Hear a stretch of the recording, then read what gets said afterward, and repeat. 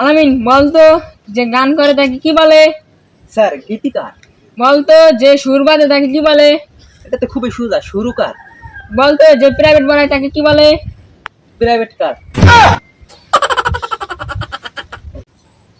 আলামিন, তোর ভিডিও দেখে তো আমার শাশুড়ি তোর বড় ফ্যান হয়ে গেছে। আমার যদি আর একটা শালি থাকতো তাহলে তোর সাথে বিয়ে দিত। তাহলে তোর শ্বশুর কি বেঁচে আছে? হ্যাঁ, বেঁচে আছে। তাহলে একটা অর্ডার দে। বলতো আলামিন, যে আমেরিকা বেশি দূরে না চাঁদ বেশি দূরে? আমেরিকা বেশি দূরে। কেন বলতো?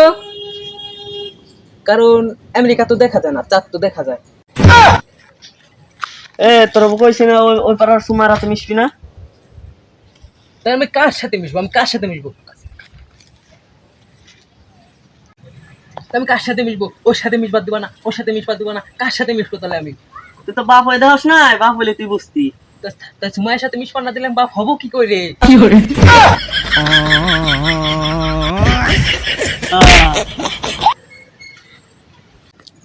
বন্ধু, তুই কি আমার নেগা সবকিছু করতে পারবি? সবই করা বলবো, কি করা লাগবে তুই ক। আকাশের সূর্যটা আমার নেগা এনে দিবি। হ্যাঁ, পৃথিবীর চারপাশে তো, তারপরে তোর বাপে ঘুরবে। বন্ধু, আমার দুই বন্ধুর সবাই বলে পাগল কয়।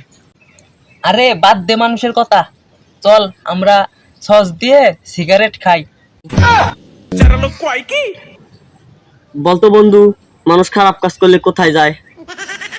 দোস্ত, তুই বড় লোক মানুষ, তুই তো হোটেলে যাবি, আর আমরা তো গরিব মানুষ, আমরা তো পাট খেতে যাব।